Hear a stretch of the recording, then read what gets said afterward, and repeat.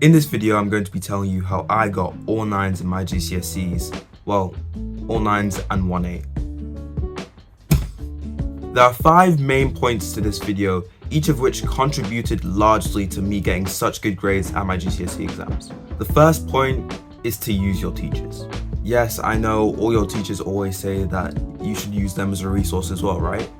Well, how do you actually use your teachers as a resource? During my GCSEs, I mostly used my geography, English, and RE teacher to help me the most. That's because these subjects were largely essay-based. I would write practice essays to a wide variety of questions, and then would basically just give the essay to my teacher. They would mark it and give it back to me with feedback on how I can improve and what I did wrong in that essay. I would just listen to that feedback and improve accordingly.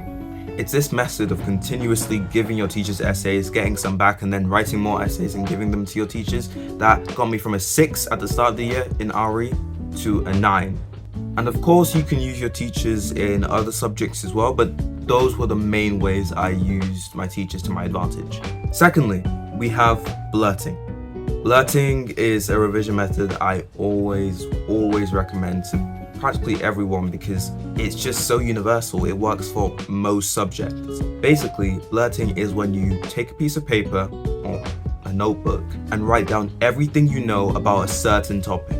Make sure that topic isn't too broad and choose something small that you can hopefully write around a page about.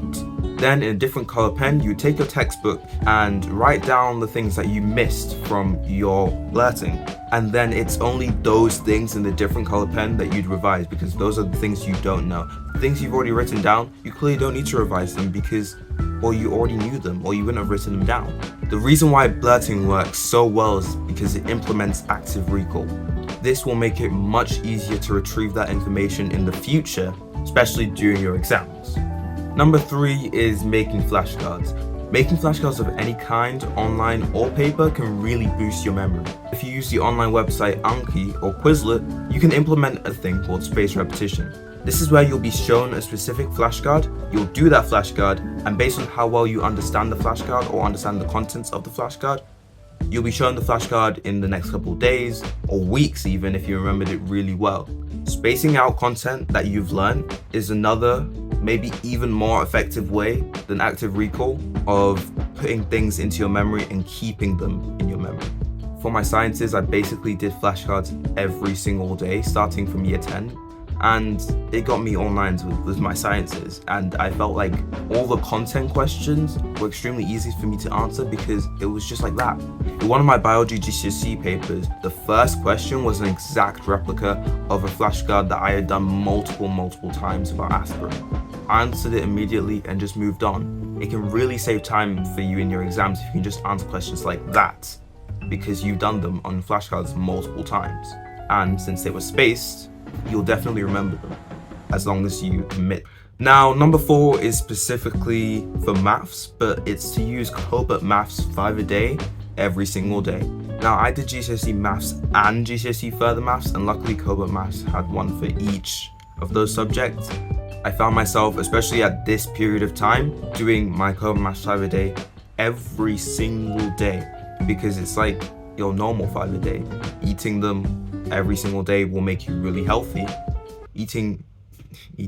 Doing the 5 a day questions, which is basically just 5 questions ranging in difficulty and ranging in topic every single day, will help you remember past things from different topics and revisit ways you learned ages ago on how to answer certain questions. It can be done every single morning, every single night before you go to bed, so it can be really well integrated into your routine. And if you're particularly good at maths, it's a really low effort way to just continuously revise it without having to do tons and tons of exam papers or questions and feeling like it's really repetitive. My 5th and final point is that you need to schedule your revision every single week.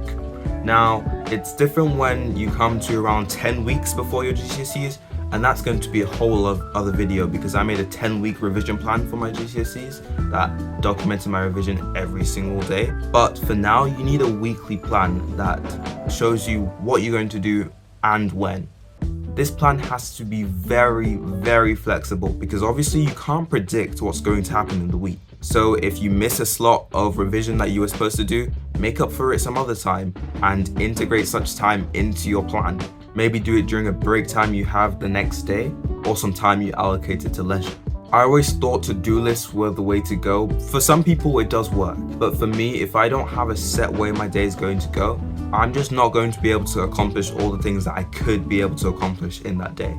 I'll be making those every single week so that my revision can actually be planned instead of hoping that I'm going to get a certain amount of revision done following a to-do list that feels like it's just task upon task upon task that you're never actually going to finish. So that's everything that I wanted to say for this specific video. Stay tuned for more subject specific videos for maths, languages, English, and all the sciences.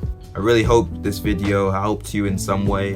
GCSEs are in 4 months and I hope you guys can find a way to revise properly in time for your exams. Goodbye, and make sure to subscribe and like the video and leave a comment and tell other people how you may revise yourself that I might not have mentioned.